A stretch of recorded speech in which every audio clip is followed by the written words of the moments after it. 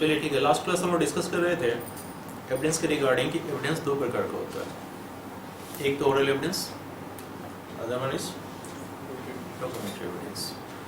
और documentary evidence के concerning हमने बताया था कि जिस वक्त आप एविडेंस देते हैं तो उसके पीछे पर्पस क्या होता है कि आप किसी फैक्ट को एस्टेब्लिश कर रहे हैं, प्रूव कर रहे हैं। और एविडेंस और प्रूफ, इसमें क्या अंतर है? Proof is the effect of, तो आप किस तरीके से एविडेंस प्रस्तुत करते हैं उसका क्या इफेक्ट होगा, और ये इफेक्ट का प्रोबेटिव वैल्यू क्या होगा, वही उसका प्रूफ है। हम लोग डॉक्यूमेंट्री एविडेंस के कंसर्निंग जिक्र कर रहे थे कि डॉक्यूमेंट्री एविडेंस कितने प्रकार का होता है। तो हम लोग तीन तरीके से देखे थे। एक तो ये कि जो डॉक्यूमेंट है वो पब्लिक डॉक्यूमेंट होती है, प्राइवेट डॉक्यूमेंट होती है, एंशिएंट डॉक्यूमेंट होती है, मॉडर्न डॉक्यूमेंट होती है, और एग्जीक्यूटेड डॉक्यूमेंट, अनएग्जीक्यूटेड डॉक्यूमेंट, यानी जिसका अटेस्टेशन भी हो सकता है, नॉन अटेस्टेशन भी हो सकता है। इस तरीके के डॉक्यूमेंट्स हैं। तो इन सभी डॉक्यूमेंट के कंसर्निंग जो रूल्स हैं कि आप कोर्ट में इसको कैसे प्रस्तुत करेंगे, तो हमने कहा था कि उसकी चीज़ें दो बातें हैं, बल्कि तीन बातें कही थी। पहला ये कि डॉक्यूमेंट को आप क्या करेंगे, प्रस्तुत करेंगे कोर्ट में, ये फर्स्ट स्टेज है आपका। दूसरी चीज़, जो डॉक्यूमेंट आपने प्रस्तुत किया है क्या वो जेन्युइन है, क्या वो उसी डॉक्यूमेंट की बात हो रही है जिसके बारे में जिसको प्रस्तुत करना था, या कोई फर्स्ट डॉक्यूमेंट है। तो नेक्स्ट स्टेप क्या होता है कि डॉक्यूमेंट के जेन्युइननेस को हमें चेक करना होता है। और थर्ड स्टेज, चूँकि हमारे पास दो तरह के एविडेंसेस हैं, एक है oral evidence, another one is documentary evidence. तो डॉक्यूमेंट्री एविडेंस के प्रेजेंस में ओरल एविडेंस कब एक्सक्लूड कर जाता है, हम लोग उसको भी देखेंगे। और इसलिए डॉक्यूमेंट्री एविडेंस के कंसर्निंग हमने तीन चीज़ें बोली थी आपको, और वो था, पहला क्या था, presentation of document before the court for purpose of inspection, for the purpose of inspection. और इसके लिए हमने क्या कहा था कि ये कहाँ से कवर करता है, सेक्शन 56 to 64। सेकेंड, उसके जेन्युइननेस को चेक करना है कि वो डॉक्यूमेंट जो प्रस्तुत किया गया है वो वही डॉक्यूमेंट है जिसको हम प्रस्तुत करना चाह रहे थे। उसके कंसर्निंग जो जेन्युइननेस की कंसर्निंग हमारा सेक्शन है वो 65 to 93। और थर्ड, जब दोनों एविडेंसेस मौजूद हों, ओरल एविडेंस है, डॉक्यूमेंट्री एविडेंस, तो डॉक्यूमेंट्री एविडेंस के प्रेजेंस में ओरल एविडेंस एक्सक्लूड हो जाएगा। उसके कंसर्निंग जो हमारा प्रोविजन है वो है सेक्शन 98(2). ठीक है, हमने प्राइमरी डॉक्यूमेंट और सेकेंडरी डॉक्यूमेंट इन दोनों का जिक्र कर लिया था फर्स्ट क्लास में। आपसे जो सवाल पूछे जाते हैं उसमें एक सवाल ये है कि प्राइमरी डॉक्यूमेंट और secondary evidence, primary evidence and secondary evidence, इसमें क्या फर्क है। ये मुश्किल से शॉर्ट नोट्स में आता है आपके, कभी कभी 5 नंबर में पूछता है। तो आपको कम से कम इतना तो कॉन्सेप्ट होना चाहिए कि अब आप बताने की स्थिति में है। तो अगर हम एक चार्ट बनाएं,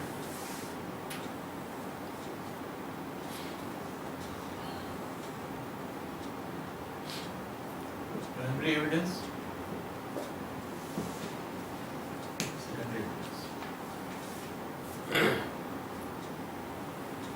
बताइए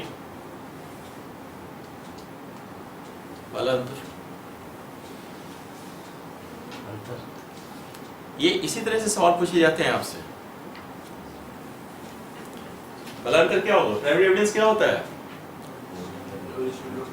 वेरी गुड, वो ओरिजिनल डॉक्यूमेंट होता है। ये ओरिजिनल डॉक्यूमेंट है प्राइमरी एविडेंस। निश्चित रूप से सेकेंडरी एविडेंस क्या होगा? वो ओरिजिनल डॉक्यूमेंट नहीं होगी। यानी ये क्या होगी?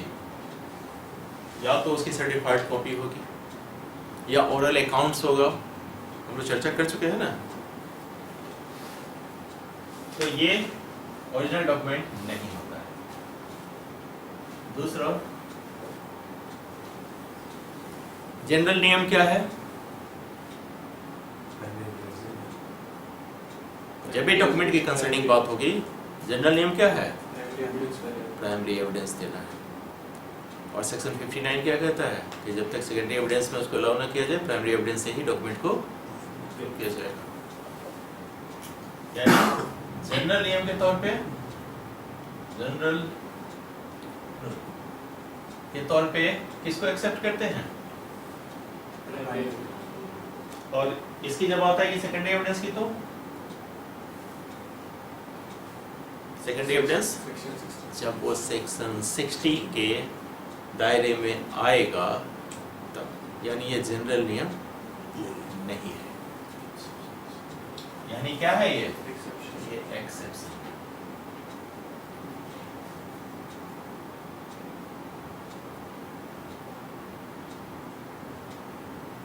एक्सेप्शन के लिए क्या कंसर्निंग चीज है कि पहला तो उसको सेक्शन 60 को फुलफिल करना होगा। दूसरा, उसको साबित करना होगा कि जो प्राइमरी डॉक्यूमेंट है या तो खो गया है या नष्ट हो गया है। प्रोविजन कहाँ है?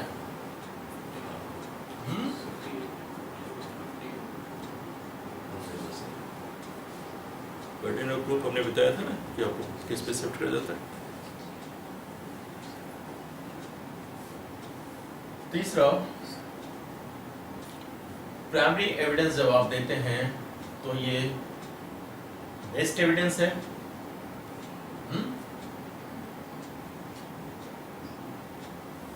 किसके कंसर्निंग? उसके कंटेंट्स, उसके एग्जिस्टेंस और उसके कंडीशन के कंसर्निंग ये बेस्ट एविडेंस है। क्या फर्क होता है?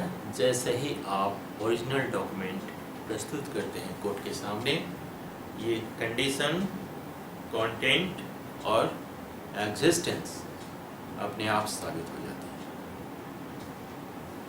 कोर्ट के सामने प्रस्तुत किए, वो अपने आप उसको प्रूव करने की जरूरत नहीं है। सेकेंडरी एविडेंस क्या बेस्ट एविडेंस है? नहीं, एक्सेप्शन है। तो बेस्ट एविडेंस कैसे हो सकता है? ये तो वो सर्कमस्टांसेस है कि जब आपका मैटर सेक्शन 60 में आएगा तभी आप सेकेंडरी एविडेंस देने के लिए, आप राइट के तौर पे सेकेंडरी एविडेंस ले सकते हैं। तो जब ऐसी बात है तो इसका जो एविडेंशियल वैल्यू होगा निश्चित रूप से इसके कंपैरिजन में ज्यादा है। यानी एविडेंशियल वैल्यू और इसकी एविडेंशियल वैल्यू इसके कंपैरिजन में कम। प्राइमरी एविडेंस देने के कंसर्निंग क्या अपोजिट पार्टी को नोटिस देने की जरूरत पड़ती है? नहीं। यानी कि नो नोटिस रिक्वायर्ड।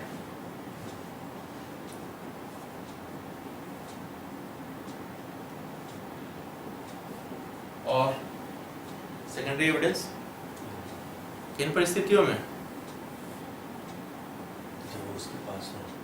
हाँ, जो 60 का सेक्शन 60 का सब सेक्शन 1 है उसमें क्या कहा गया है? 64 में जब इसके साथ हम पढ़ेंगे, इसके साथ हम क्या पढ़ेंगे? सेक्शन 64 रीड विथ सेक्शन 60 का 1 जो कंडीशन 1 है। जब उस कंडीशन में आएगा तो आपको अपोजिट पार्टी को नोटिस देनी मैंडेटरी। कौन सा कंडीशन था वो? जब अपोजिट पार्टी में है, उसी के कब्जे में, जब उसी के अगेंस्ट में उसको प्रूव करना है, इन सभी कंडीशन में सेकेंड पार्टी जो है अपोजिट पार्टी है उसको नोटिस दिए बगैर आप सेकेंडरी एविडेंस नहीं दे सकते। ठीक है, तो इतना में 5 नंबर तो आ ही जाएगा। और कुछ होगा, और कुछ आप लिख सकते हैं कि प्राइमरी एविडेंस किस सेक्शन में है, सेकेंडरी एविडेंस किस सेक्शन, वो सब मतलब जो है वो ठीक है, वो आपके पैरा बढ़ाने के लिए है, लेकिन आपको मेन डिफरेंसेस याद है।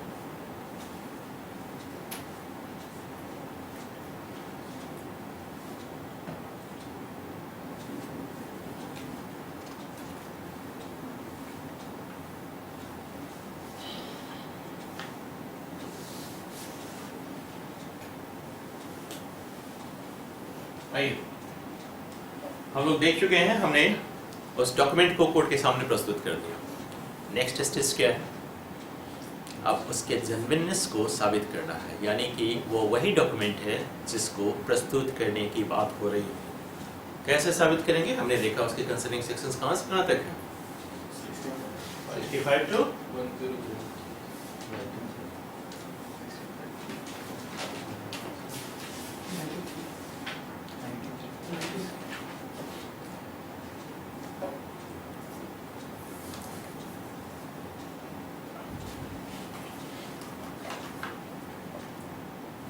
1 डॉक्यूमेंट है, ये डॉक्यूमेंट है,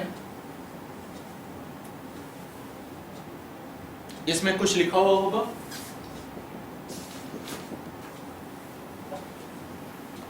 इसमें किसी का सिग्नेचर होगा, ये बहुत सारे पेज में भी हो सकता है।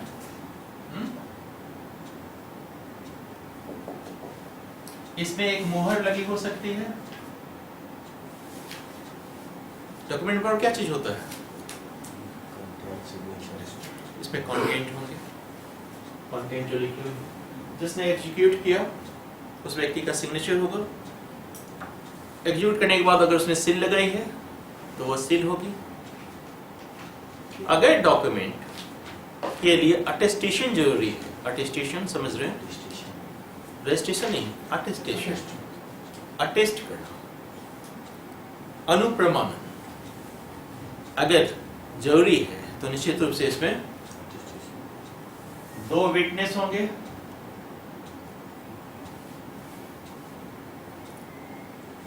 किन किन डॉक्यूमेंट में अटेस्टेशन की आवश्यकता होती है? क्या सारे डॉक्यूमेंट में? कुछ ऐसे डॉक्यूमेंट हैं जिसमें विधि द्वारा यह अपेक्षित है कि जब भी उस डॉक्यूमेंट को निर्माण किया जाएगा उसका अटेस्टेशन होगा। वेरी गुड, एक तो विल,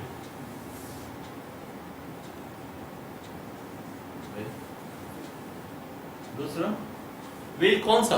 देखिए एक चीज समझ लीजिए, विल वो जो हिंदू विधि के द्वारा, मिताक्षरा हो दायभाग हो, उससे मतलब नहीं, जो हिंदू विधि के द्वारा, जो इंडियन सक्सेशन एक्ट में जो आपका विल के कंसर्निंग प्रोविजन है उसकी बात कर रहे हैं।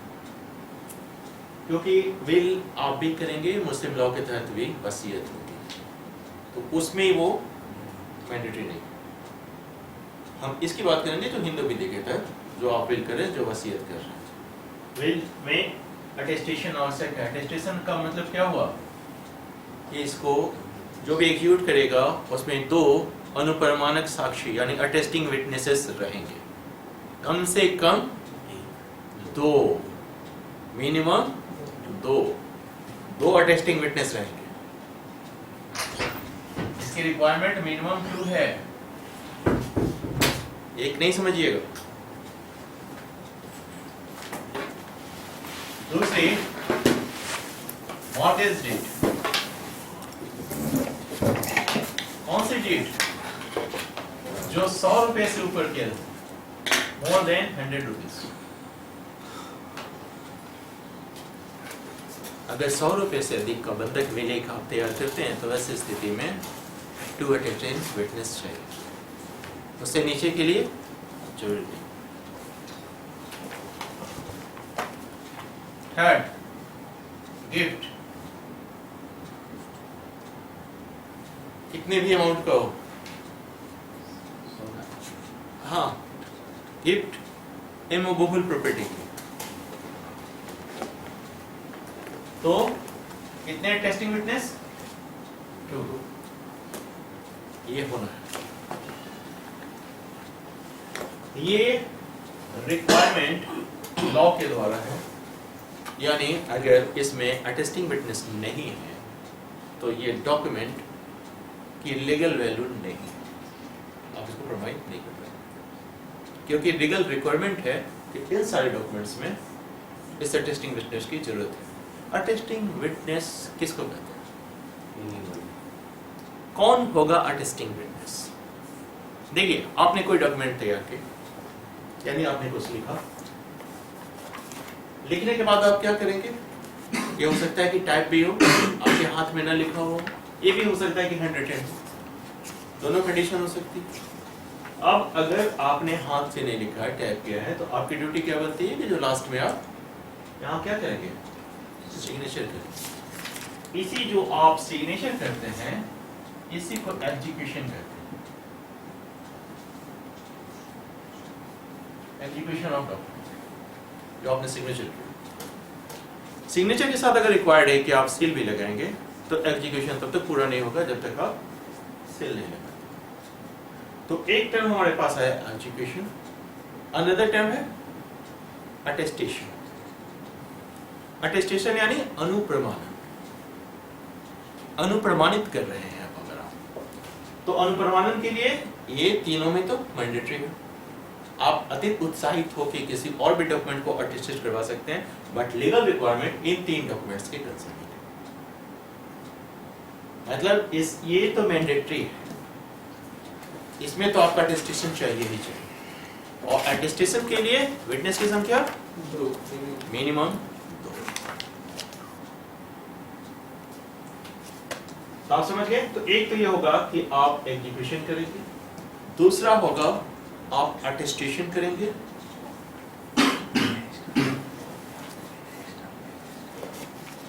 और तीसरी क्या होगी? रजिस्ट्रेशन करेंगे।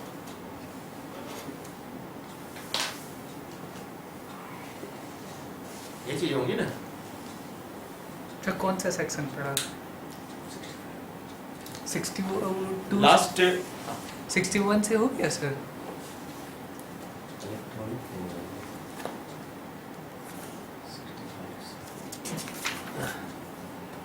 कौन सा सेक्शन पढ़ा आपने? 65। हाँ, हमने पढ़ा है क्या 65? आपने बोला नहीं पढ़ा है 65। हम आपको भूमिका दे रहे हैं,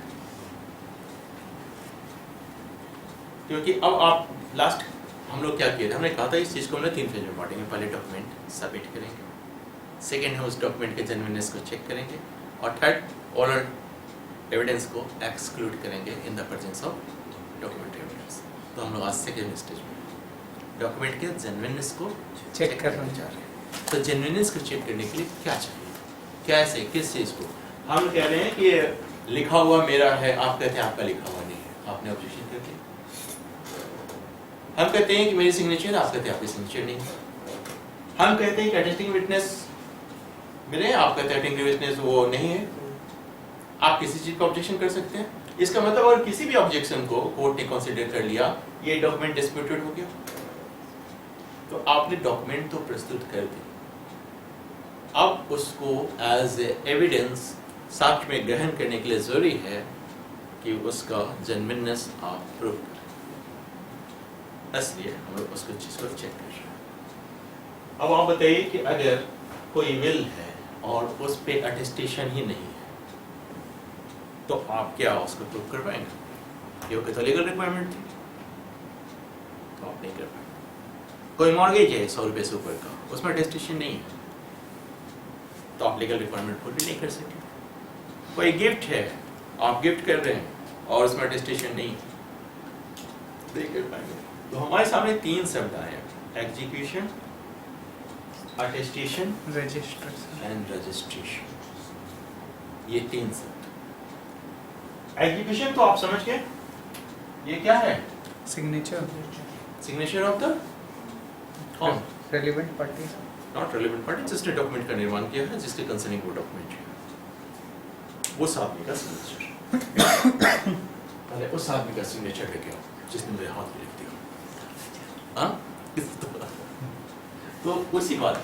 आप देखिए, ये अटेस्टेशन और रजिस्ट्रेशन, क्या सारे डॉक्यूमेंट का रजिस्ट्रेशन कंपल्सरी है?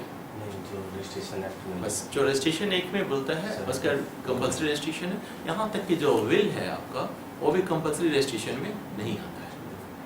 यानी विल आप चाहे वसीयत बना के रख दें, चाहे रजिस्ट्रेशन करवा लें, मैंडेटरी रजिस्ट्रेशन रिक्वायरमेंट उसकी नहीं।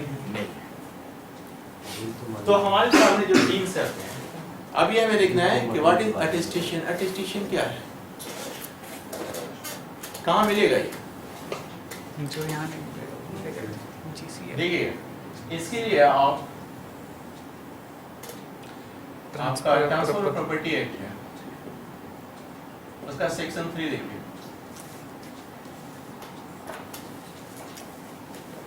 निकालिए और देखिए क्या कहता है अटेस्टेशन के बारे में और रजिस्ट्रेशन के बारे में।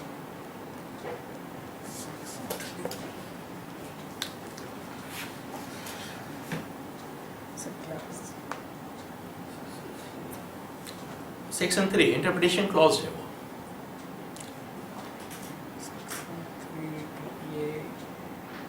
और से देखिएगा, ध्यान से पढ़िएगा और एक एक चीज रुक रुक के पढ़िएगा। पढ़िए कोई एक व्यक्ति।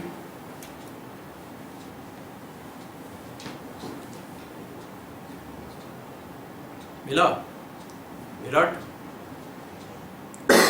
पढ़िए। Attested in relation to an instrument means and shall be deemed always to have meant attested by 2 or more witness.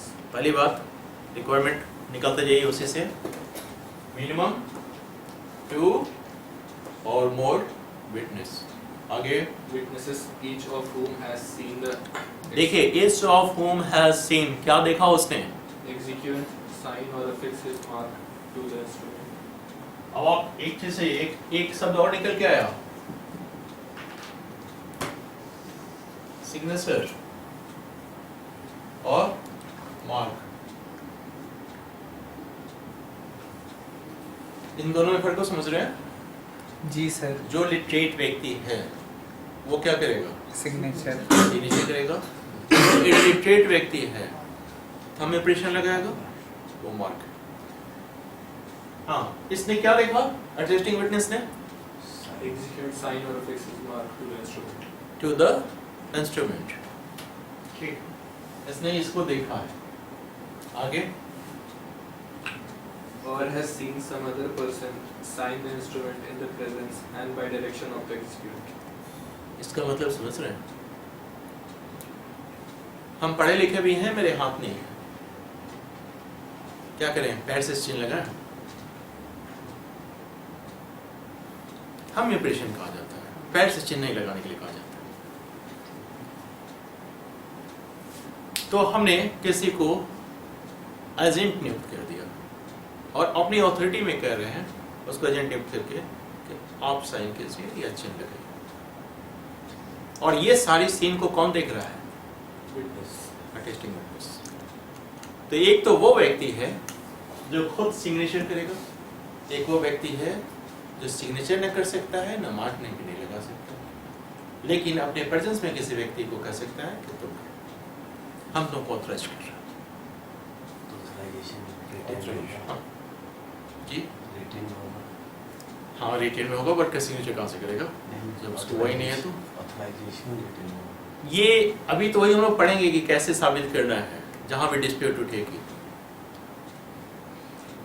Or has received from the executant a personal acknowledgement of his signature or mark or of the signature of such other person, यानी उसका या such other person जो भी agent, agent है, and each of whom has signed the instrument in the presence of the executant. अब देखिए each of home, यानी ये दोनों के दोनों किसके प्रेजेंस में इस इंस्ट्रूमेंट पे साइन करेंगे? जो ऑथर है इस इंस्ट्रूमेंट का उसके प्रेजेंस में ये दोनों साइन। क्या उन दोनों का एट ए टाइम उपस्थित होना जरूरी है? आगे But it shall not be necessary that more than one of such witnesses shall have been present at the same time, and no particular form of attestation shall be necessary. यहाँ तक समझ गए क्या कि दोनों व्यक्ति एट ए time present हो, इसकी कोई मैंडेटरी रिक्वायरमेंट नहीं। पहले स्थिति। दूसरी वो क्या कह रहा है? इसका मतलब है कि कोई इसका हम फॉर्मेट नहीं दिए हैं कि अटेस्टेशन कैसे होगा। तो ये सिग्नेचर कहाँ करेगा? यहाँ करेगा, यहाँ करेगा, यहाँ करेगा, यहाँ करेगा, कहाँ करेगा?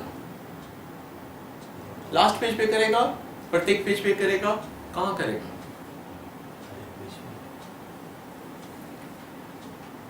तो वैसे स्थिति में अगर आपने किसी डॉक्यूमेंट को देखा है तो इनिशियल्स होते हैं प्रत्येक पेज पे और लास्ट पेज पे विटनेसेस के लिए कॉलम बना हुआ होता है। ये कोई प्रिस्क्राइब्ड फॉर्मेट नहीं है, ये हमने अपना लिया है कि ये इसी तरीके से होगा। यानी अगर कोई कॉन्ट्रैक्ट साइन हो रही है, कॉन्ट्रैक्ट की बात मतलब ये भी तो कॉन्ट्रैक्ट है ना, गिफ्ट कॉन्ट्रैक्ट है, मॉर्गेज कॉन्ट्रैक्ट है, All yes. Okay. Gift transfer gift तो क्रेडिट टू ट्रांसफर होता है ना सर। तो ट्रांसफर तो एग्रीमेंट तो without accepting anything in return, तो कॉन्ट्रैक्ट के लिए आपको ये होना एक्सेप्शन चाहिए। नहीं पढ़ा है सेक्शन 25 हमने। कॉन्ट्रैक्ट है सर। अच्छा हाँ सर, हाँ सर, सब क्लोज 3 25 का सब क्लोज 3 गिफ्ट हुआ। सब क्लॉज 3 नहीं, एक्सप्लेनेशन 1 सेक्शन 25। ये स्थिति हो रही है देखने दीजिए सर, वो बोल रहे हैं। गिफ्ट में तो कंसिडरेशन नहीं है। सर, अभी हमने कॉन्ट्रैक्ट क्लास नहीं की। ओके ठीक है सर, हाँ, ठीक है सर। क्या ठीक है? हाँ सर, है उसी एक्सप्लेनेशन 1 में। समझ रहे हैं? तो ये कॉन्ट्रैक्ट है, तो कॉन्ट्रैक्ट है तो दो पार्टीज होंगे। तो आपने कोई भी कॉन्ट्रैक्चुअल डॉक्यूमेंट देख रखा है, अगर चाहे लीज एग्रीमेंट ही, अगर आप लोग किराए के मकान पे या कहीं किराया तो देते हैं किसी को, तो आप लीज एग्रीमेंट तैयार करते हैं। क्या करते हैं? आप एक डॉक्यूमेंट तैयार करते हैं, साथ में उसके इनिशियल्स कहाँ लेते हैं? डॉक्यूमेंट पे किधर? लेफ्ट साइड, राइट साइड, कहाँ? देखिए, उसने साफ कर रखा है कि कोई भी हमने फॉर्मेट प्रिस्क्राइब नहीं कर रखी है, तो आप जहाँ चाहे ले लीजिए, वो इलीगल नहीं होगा। दूसरी चीज, ये अटेस्टेशन की कंसर्निंग बात कर रहा है। ये तो दो पार्टीज है ना जो प्रत्येक पेज पे सिग्नेचर करेंगे। उसका अटेस्टेशन तो लास्ट पेज पे होगा, वहाँ विटनेस का एड्रेस होगा, विटनेस कौन है वो होगा। क्यों होगा? क्योंकि हम लोग देखना पड़ेगा जिस वक्त उसको खोजने की जरूरत पड़ेगी, हम उसे कहाँ ढूंढेंगे। समझ रहे हैं? ये तो हो गया। अब हमें एक बात बताइए, जब ये हाँ रजिस्ट्रेशन उसी के बाद है। Registered means registered in any part of the territories to which this act extends under the law for the time being enforced, regulating the registration of documents. इसका मतलब क्या हुआ? हमारे सीधे सवाल का जवाब दीजिए। अगर कोई डॉक्यूमेंट रजिस्टर्ड है तो क्या वो अटेस्टेड भी है? नहीं। ये मैंडेटरी है? नहीं। नहीं। इसका मतलब रजिस्ट्रेशन अलग चीज है, अटेस्टेशन अलग चीज है। इस चीज को दिमाग में बैठा। अब ये रह गया सिग्नेचर और मार्क। क्या दोनों ही सिग्नेचर हैं? एक तो आप साइन करते हैं, दूसरी तरफ थंब इंप्रेशन लगाते हैं, तो क्या दोनों सिग्नेचर की परिभाषा में आता है, साइन की परिभाषा में आता है? आता है? देखिए, एक सेक्शन है, section of general clauses act 1897। इसमें साइन को परिभाषित किया गया है, जिसमें सिग्नेचर और मार्क दोनों को ऐड किया गया। साइन के अंतर्गत सिग्नेचर और मार्क दोनों से समझ रहे हैं? जो भी रिलेवेंट सेक्शंस आ रहे हैं वो आप नोट करते जाइए, अपने बगल में नोट कर लीजिए।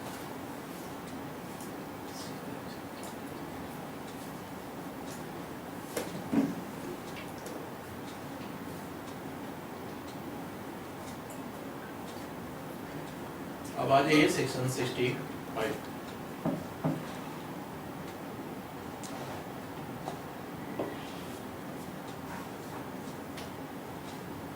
देखिए क्या कह रहा है, if a document is alleged to be signed or to have been written wholly or in part by any person. The signature or the handwriting of so much of the document as is alleged to be in that person's handwriting must be proved to be in his handwriting. बात समझ रहे हैं? हमने अभी क्या कहा था? ये एक डॉक्यूमेंट है, ये डॉक्यूमेंट टाइप भी हो सकता है, हैंड रिटन भी हो सकता है, इस पे सिग्नेचर भी हो सकता है और बिना सिग्नेचर के भी हो सकता है, ये अटेस्टेड भी हो सकता है, नॉन अटेस्टेड भी हो सकता है, रजिस्टर्ड भी हो सकता है, नॉन रजिस्टर्ड भी हो सकता है, ये पब्लिक डॉक्यूमेंट भी हो सकता है और प्राइवेट डॉक्यूमेंट भी हो सकता है। लेकिन किसी भी डॉक्यूमेंट में कंटेंट तो होगा। डॉक्यूमेंट क्या सादे पेज पे सिग्नेचर को डॉक्यूमेंट कहेंगे क्या? सादे पेज पे डॉक्यूमेंट सिग्नेचर है? सादे पेज पे किसी ने सिग्नेचर लिया, ऐसे अक्सर वकील लोग क्या करते हैं कि आपसे सादे पेज पे सिग्नेचर ले लेते हैं for the purpose of affidavit verification, उनके पर्पस से। तो ये डॉक्यूमेंट है नहीं, क्यों तो किसी पेज पे साइन कर दिया तो नहीं? डॉक्यूमेंट क्यों नहीं? कंटेंट नहीं है इसमें। अच्छा, हमारा दूसरा कंटेंट लिखते थे। डॉक्यूमेंट की परिभाषा में क्या है? एनी मार्क कुछ फिगर मतलब- एक्सप्रेस्ड। कुछ तो मतलब नहीं। नहीं, डॉक्यूमेंट की जो परिभाषा कह रही है वो क्या कहती है? लेटर, डिजिट और साइन, या इनमें से एक से अधिक for the purpose of accounting, keeping, for the purpose of recording और इंटेंडेड टू बी रिकॉर्डेड। मतलब ये इंटेंशन के साथ हम कर रहे हैं रिकॉर्ड के लिए, ये डॉक्यूमेंट है या नहीं है। क्योंकि अगर आपने साइन किया तो आपने क्या किया? एग्जीक्यूशन किया। डॉक्यूमेंट ब्लैंक है, ब्लैंक पेपर पे आपने सिग्नेचर किया, एग्जीक्यूशन है, क्या ये डॉक्यूमेंट है? क्यों? Until unless something is recorded on the paper. आप तो बाद में डाल सकते हैं, एफिडेविट के जगह वेरिफिकेशन के जगह लिख दिया कि आपकी सारी प्रॉपर्टी आज से मिली हुई। इंटेंशन है ना, उसका जो सिग्नेचरी बॉडी का उसका इंटेंशन नहीं था। ये तो आप नहीं ना बोलेंगे, वो तो वो बोलेगा कि वकील साहब हमसे सादा कागज पे दस्तखत ले लिए थे। आप तो कहेंगे कि झूठ बोल रहा है, ये तो सारी प्रॉपर्टी हमको लिख के दिया। मामला विवादित हो गया ना। पहली बात ज़्यादा से एग्जीक्यूशन में सिर्फ फिजिकल वर्क नहीं होना चाहिए, वहाँ मेंटल वर्क भी काम करना चाहिए, वो इंटेंशन भी काम करना चाहिए जिसकी वजह से वो एग्जीक्यूट कर रहा है उस डॉक्यूमेंट को। मतलब अगर सिग्नेचर कर रहा है तो ब्लैंक पेपर पे क्या इंटेंशन है कहीं से साबित नहीं हो रहा है, इस वजह से उसको डॉक्यूमेंट नहीं मिलता। अदरवाइज वो डॉक्यूमेंट की अगर परिभाषा में जाए तो डॉक्यूमेंट है, समझ रहे हैं। लेकिन इसी डॉक्यूमेंट को डॉक्यूमेंट्री एविडेंस बनने के लिए वो क्वालिफिकेशन फुलफिल नहीं कर रहा है। डॉक्यूमेंट है but not a documentary evidence. इस फर्क को समझ रहे हैं? हाँ, जब एफिडेविट सबमिट कर दिए तब तो हो गया। एफिडेविट सबमिट कर दिया तो अभी हम लोग चर्चा करेंगे ना कि एफिडेविट डॉक्यूमेंट है कि नहीं।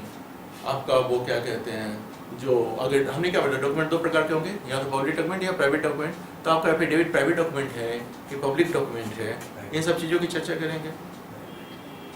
आरविल विल तो ऑन जज वो अगेंस्ट द वर्ल्ड। यही कंफ्यूजन है आप लोग को। हम इसलिए कहते हैं शब्दों पे ध्यान दें, प्रोबेट है ना कि विल है।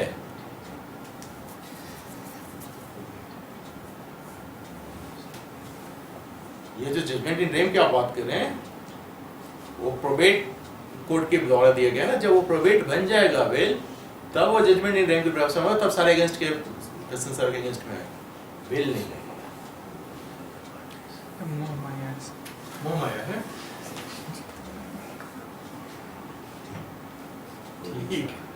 लॉ में एक पेपर ये भी होना चाहिए कि संसार में सब मोह माया। आइए देखिए क्या कह रहा है। ये कहता है कि इसको प्रूव करना पड़ेगा आपको। क्या प्रूव करना है? या तो उस व्यक्ति के हैंडराइटिंग में है या उसका सिग्नेचर, ये आपको प्रूव करना पड़ेगा। कैसे प्रूव करेंगे? और देखिए क्या लिखता है, must be proved to be in handwriting, कि वो उसी के हैंडराइटिंग में है नहीं ना क्या लिखा दी others to be signed or have been written wholly or part in any person the signature or the handwriting signature या हैंडराइटिंग वो उसी व्यक्ति का और का मतलब अगर वो टाइप्ड है तो सिग्नेचर होगा और अगर ये नहीं तो फिर दोनों होगा लिखित रूप से हाँ हाँ ये मर भी सकता है बिल्कुल उसकी भी चर्चा करेंगे क्योंकि विल तो तभी एग्जीक्यूट होगा ना तो मरने के बाद ही एग्जीक्यूट होगा वो व्यक्ति तो रहेगा नहीं ये कहता है मस्ट बी प्रूव दैट वो उसी की हैंडराइटिंग में है तो कैसे साबित करेंगे क्या तरीका है साबित करने का आपने डॉक्यूमेंट ले आया उसको प्रस्तुत भी कर दिया अभी एलिगेशन लग गई कि ये डॉक्यूमेंट उसकी हैंडराइटिंग में नहीं है या उसका सिग्नेचर नहीं है अब प्रूव करना है क्योंकि इस डॉक्यूमेंट को डॉक्यूमेंट्री एविडेंस बनने के लिए इन रास्तों से होकर गुजरना पड़ेगा अदरवाइज वो डॉक्यूमेंट्री एविडेंस नहीं होगा कोर्ट उसको एक्सेप्ट नहीं करेगा कैसे करेंगे थोड़ा सा सोचिए हम लोग चर्चा कर चुके हैं सोच से लिखवा किससे लिखवा लेंगे जीवित अगर जीवित है तो हाँ वो भी एक तरीका है हम लिखवाएं भी सकते हैं अगर वो जीवित है तो और कोर्ट में उपस्थित है तो आगे कोई एक तो वो तरीका है ठीक और कॉमन सेंस लगाइए और क्या हो सकता है previous हम्म? document वेरी गुड और एक्सपर्ट को आप बुलाएंगे और बताइए एक्सपर्ट तो निश्चित करेगा प्रीवियस रिटन डॉक्यूमेंट होगा तब ना कंपैरिजन करेगा अगर वो मर गया है तो जीवित है तो सेल्फ कर लेगा देखिए इन्होंने कहा कि अगर वो जीवित है तो खुद आगे कहेगा कि मेरा हैंडराइटिंग है मेरी सिग्नेचर ये क्या हुआ डायरेक्ट एविडेंस एक तरीका तो ये हुआ कि डायरेक्ट एविडेंस जिस व्यक्ति का डॉक्यूमेंट है वो खुद ही आगे कह रहा है कि मेरा डॉक्यूमेंट मेरी सिग्नेचर एक कंडीशन डायरेक्ट हो गया तो अब क्या होगा और कुछ सेकंड सर्कमस्टेंशियल एविडेंस अब वो नहीं है तो कोई भी तरीका हो सकता है तीसरी चीज एक्सपर्ट को बुलाएंगे वो एक्सपर्ट आके हमने देख चुके हैं एक्सपर्ट विटनेस का ओपिनियन वो करेगा नॉन एक्सपर्ट भी तो होता है ना जो देखा है उसके हैंडराइटिंग से जो उसके सिग्नेचर से वाकिफ है वो आके बताएगा वो व्यक्ति हो सकता है और तुलना करके कंपैरिजन करके कोर्ट के पास ये पावर है कि वो उस व्यक्ति को कहे कि कोर्ट में लिखे और उसके हैंडराइटिंग से उस चीज़ को कंपेयर करेगा तो वो कंपैरिजन का एक है तो कंपैरिजन कर सकते हम सब भी चर्चा करेंगे हम आपको बता रहे हैं कि ये तरीका है मेथड है और उसका एडमिशन है कहीं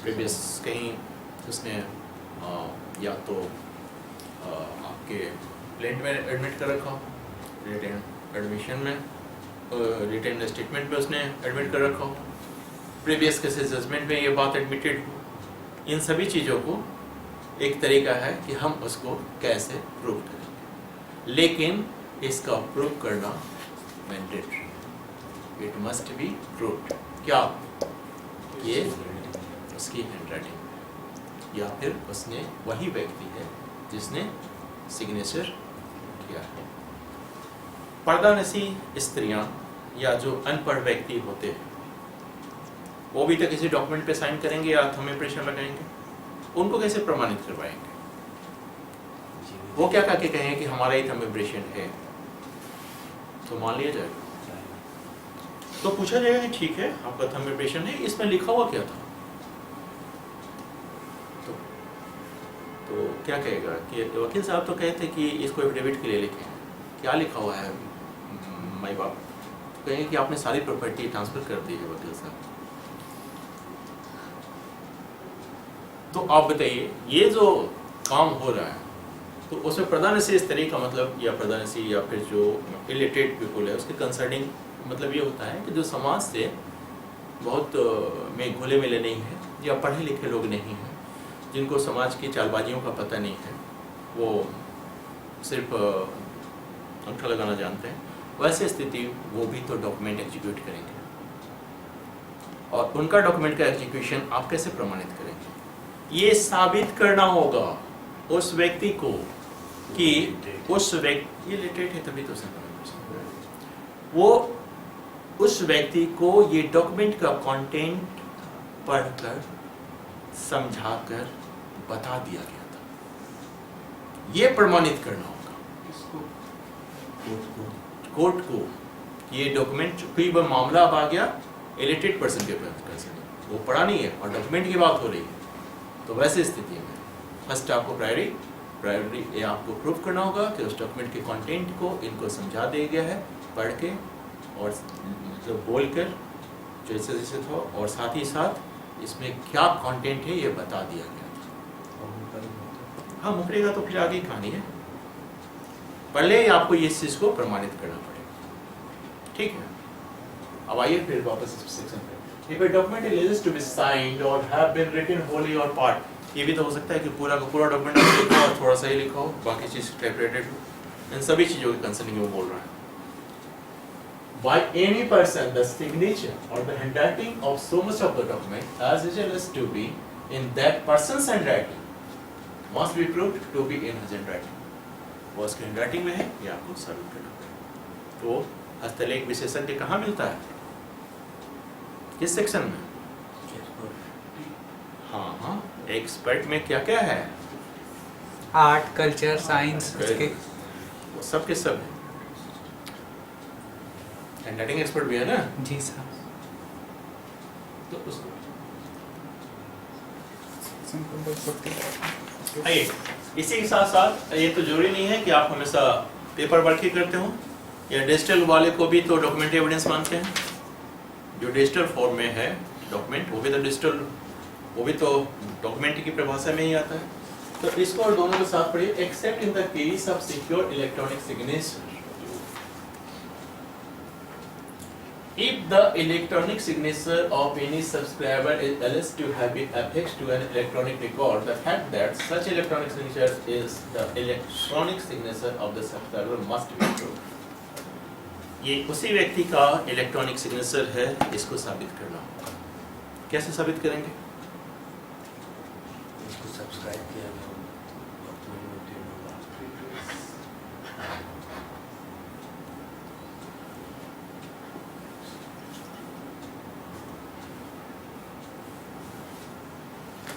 एसिमेट्रिक क्रिप्टोग्राफी समझते हैं? No sir.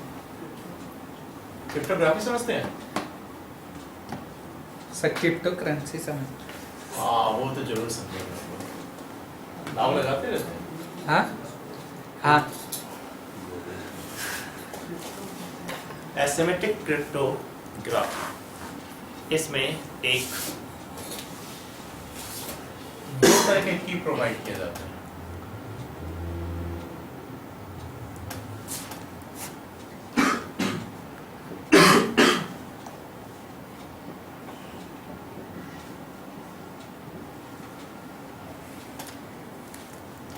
ये कॉम्बिनेशन है इन दोनों कीज का। इस प्राइवेट की के थ्रू आप डिजिटल सिग्नेचर जनरेट करते हैं और पब्लिक की के थ्रू इस डिजिटल सिग्नेचर को वेरीफाई करते हैं।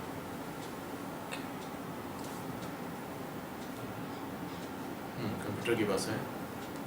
जिस वक्त आप डिजिटल सिग्नेचर की डिमांड करेंगे ना, तो आपको एक प्रोसेस होकर गुजरना पड़ेगा।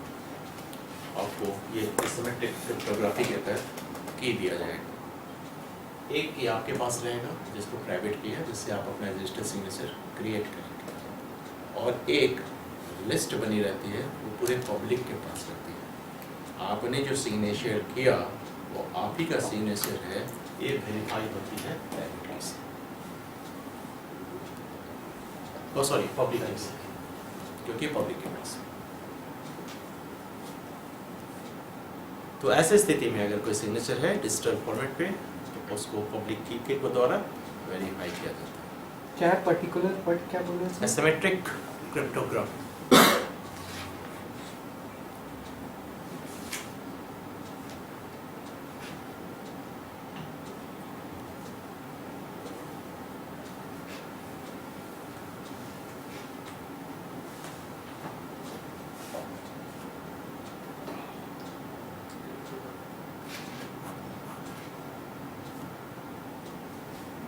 आइए सेक्शन 67, 65 और 66 में क्या चीज़ की रिक्वायरमेंट है? जो भी डॉक्यूमेंट्स है वो उसके हैंडराइटिंग में है या उसका सिग्नेचर, इसको प्रूव करना है आपको, मस्ट बी प्रूव्ड, वो ऑप्शनल नहीं है। उस डॉक्यूमेंट को डॉक्यूमेंट्री एविडेंस बनने के लिए आपको ये प्रूव करना होगा। हाँ जरूरी है सर, मस्ट बी प्रूव्ड है। अगला पार्ट अच्छा, हाँ। एक्सेप्ट कर लेगा हाँ? जिसके हमने क्या कहा कि अगर मान लीजिए एडमिट कर लिया तो कुछ जरूरी नहीं, लेकिन हम फिर भी अभी चर्चा करेंगे, देखते जा रहे हैं। अभी आइए आप करें एडमिशन है, एडमिशन किस बात का? नहीं जिसके एग्जीक्यूशन का ना? जिसके अगेंस्ट है वही एडमिट कर रहा है, किसने कर रहा है, आप ही कह रहे हैं। नहीं, ये भी तो हो सकता है कि हमने गन पॉइंट पे रख के आपको लिखवाया है, सिग्नेचर भी आप ही की है कोर्सन है। और कंटेंट भी आप ही का है, और आप ये बात कर रहे हैं कि मेरी हैंडराइटिंग है, तो सिर्फ एग्जीक्यूशन है। मैं फिर कर रहा हूँ, इसी बारीकियों को समझिए, वो सिर्फ अभी एग्जीक्यूशन है, आपने सिर्फ एग्जीक्यूशन को प्रूव किया है।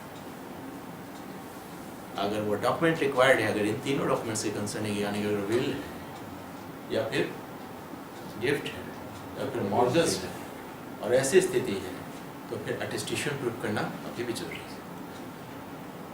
क्योंकि इस डॉक्यूमेंट की रिक्वायरमेंट अटेस्टेशन है। समझ रहे हैं? आइए section 67, if a document is required by law to be attested, आप समझ रहे हैं किसकी बात हो रही है? उस डॉक्यूमेंट की जो विधि के द्वारा रिक्वायर्ड है अटेस्ट करने के लिए। कौन कौन? will mortgage deed or gift mortgage deed कितने का? 100 से 100 से ज़्यादा हाँ, और 100 गिफ्ट या 100 से ज़्यादा। 2 विटनेस रिक्वायर्ड। किसके concerning?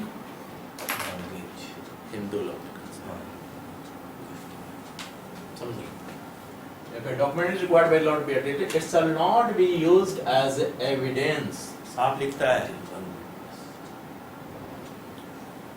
until one attesting witness at least have been called for the purpose of proving its execution. Attestation के लिए कितने हैं विटनेस? Minimum 2 minimum 2। वो उस विटनेस का काम क्या था? उसके सामने वो इंस्ट्रूमेंट एग्जीक्यूट हुआ है। आप समझ रहे हैं? If a document is required by the law to be attested, it shall not be used as evidence until one attesting witness at least has been called for the purpose of proving its execution. मतलब signature. If there be an attesting witness alive and subject to the process of the court and capable of giving evidence. इसका मतलब ये हुआ कि जो witness को बुलाएंगे उसके साथ 3 क्वालिफिकेशन है। पहला वो जीवित होना चाहिए, क्योंकि जिस व्यक्ति ने उस अटेस्टिंग विटनेस में 2 अटेस्टिंग विटनेस है, ये भी तो हो सकता है आज साइन किया कल गुजर गया, तो वो तो अटेस्टिंग विटनेस रहा ही नहीं। तो पहला वो जीवित है, दूसरा न्यायालय की आदेशिका के अधीन है, मतलब जहाँ कोर्ट का आदेशिका लागू हो सकता है। कहाँ नहीं लागू होता है? एम्बेसी, विदेशी दूत, अगर वो लोग अटेस्टिंग विटनेस हैं तो क्षमा जाते हैं, उनको नहीं बुला सकते। तो वो, और तीसरी कैपेबल है, इसका मतलब क्या हुआ? उसकी मेमोरी अभी काम कर रही है, को बता सकता है कि हाँ ये घटना हुई थी। ये भी तो हो सकता है कि अपोजिट पार्टी उसको नहीं, उसको खुश कर दे और कहे कि हमें याद नहीं है, याद नहीं आ रहा है कि इस तरह का कोई सिग्नेचर नहीं किया, मामला फंस गया। इसलिए कहा कि 2 में से कम 1 क्या साबित करेगा कि एग्जीक्यूशन उसी व्यक्ति का है, तो मतलब साइंस डॉक्यूमेंट पे उसी व्यक्ति का। देखिए एक चीज गौर से समझिए इस चीज को, वो इस बात की गवाही नहीं दे रहा है कि उस डॉक्यूमेंट में कंटेंट में क्या है, उसकी गवाही नहीं दे रहा है वो, ये उस बात की गवाही दे रहा है कि साइन किया गया। और याद कीजिए सेकेंडरी विटनेस जब हम लोग एविडेंस पढ़ रहे थे, तो जब हम ओरल अकाउंट ले रहे थे, वो किस चीज़ की गवाही दे रहा था? वो कंटेंट की, क्योंकि उस व्यक्ति ने उसको देखा है, दिखाया का मतलब पढ़ा है, हम लोग चर्चा कर चुके हैं उस पर। इस फर्क को ये हमेशा समझिएगा। जब हम सेकेंडरी एविडेंस की बात करेंगे और किसी व्यक्ति का ओरल अकाउंट लेंगे, तो वैसा व्यक्ति होना चाहिए जो इस डॉक्यूमेंट के कंटेंट को देखा है, मतलब पढ़ा है। और यहाँ उसे सिर्फ साइन करते हुए कंटेंट में क्या है उससे उसको provided that it shall not be necessary. अब देखिए यहाँ इस चीज को एक प्रोविजन डाल रखा है उसने, it shall not be necessary to call an attesting witness in proof of the execution of any document. आगे करेगा not being a will, which has been registered in accordance with the provision of the Indian Registration Act 1908, unless its execution by a person by whom it purports to have been executed is specifically denied.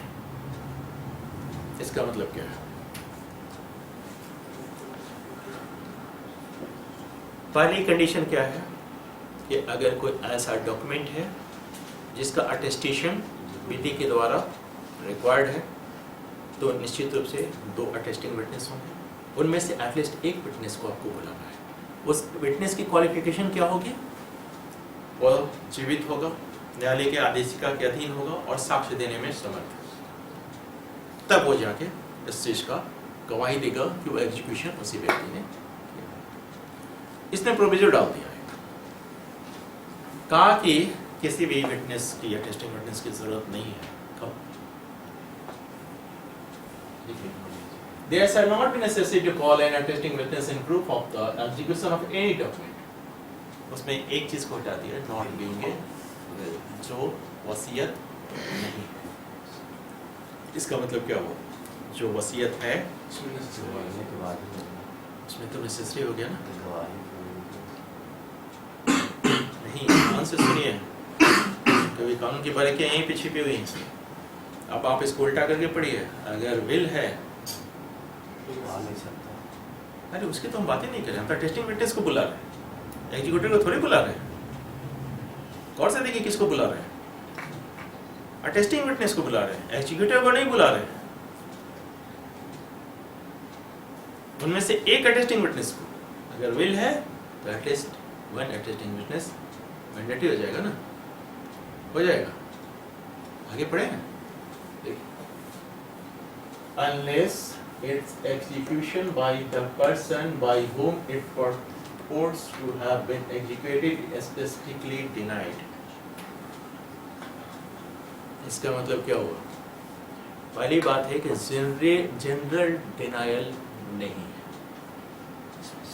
Specifically denied, विनिर्दिष्ट रूप से वो इनकार कर रहा है कि मेरा execution नहीं है, मेरा सिग्नेचर नहीं है।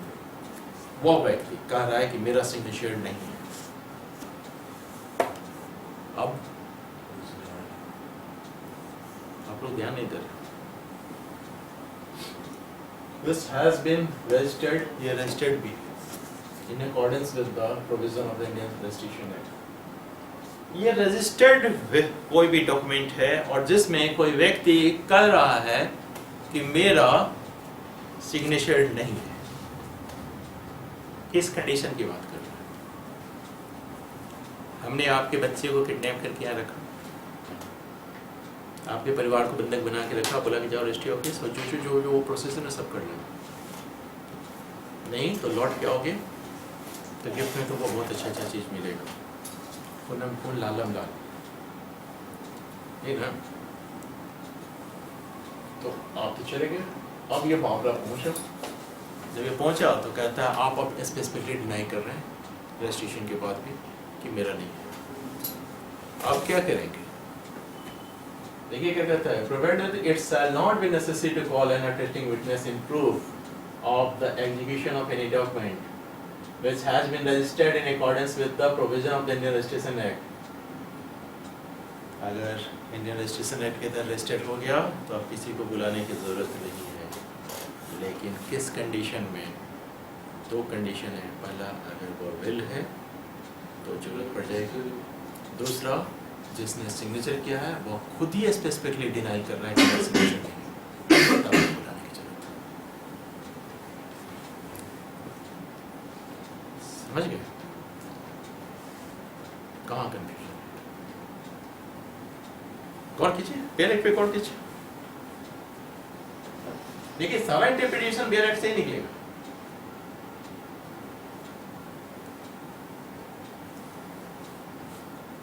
बताइए किनको नहीं समझ में आया?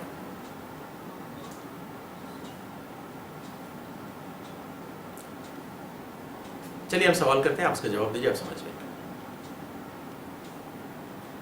एक ऐसा इंस्ट्रूमेंट है जिसका अटेस्टेशन जरूरी है। इसमें कितने अटेस्टिंग विटनेस की जरूरत है? दो। दो।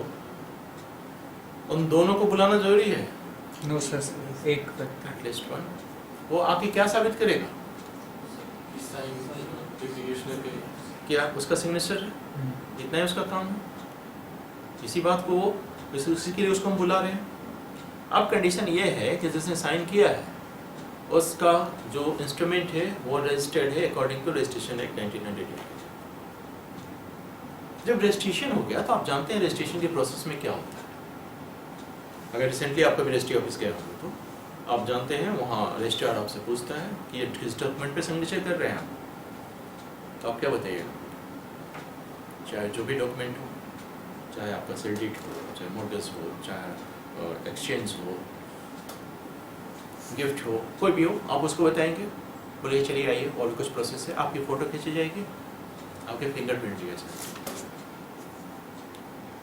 और साथ में अगर अटेस्टिंग विटनेस की बात है तो दो गवाह रहेंगे। ये तो रजिस्ट्रेशन के प्रोसेस में चूंकि एक प्रिजम्पशन है। 119 का ई देखिए, 119A।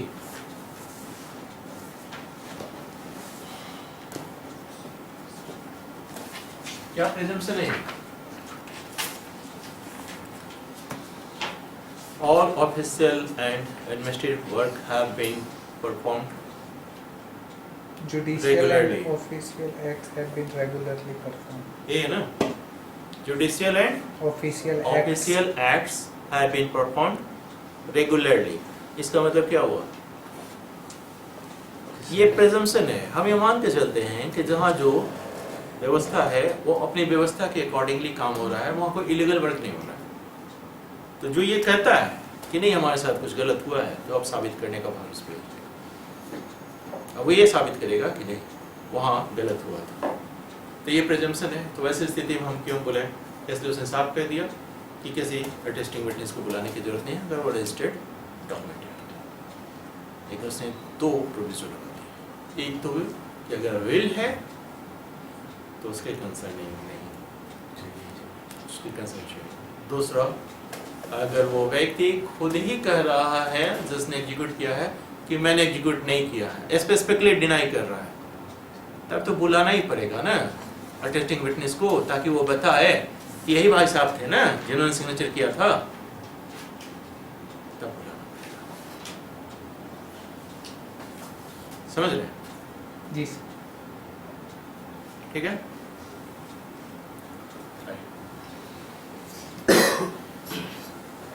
एक तो कंडीशन है कि एटलीस्ट वन विटनेस आ गया, कोई बात नहीं। No attesting witness found.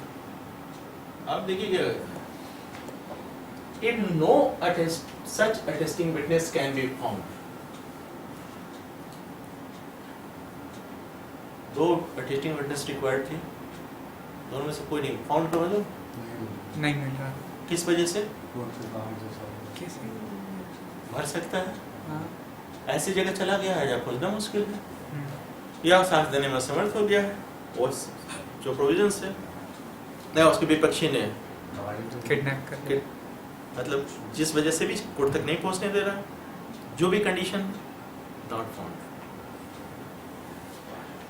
If no such witness, attesting witness can be found, अब देखिए, it must be proved that the attestation of one attesting witness at least in his handwriting, and that the signature of the person executing the document is in the handwriting of that person. दोनों में से कोई नहीं मिल रहा है। Attesting compulsory था, 2 attesting witness चाहिए थे। अब ये दोनों के दोनों नहीं मिल रहे। एक मिल गया था तो काम हो गया था, जिससे पहले वाले सेक्शन में।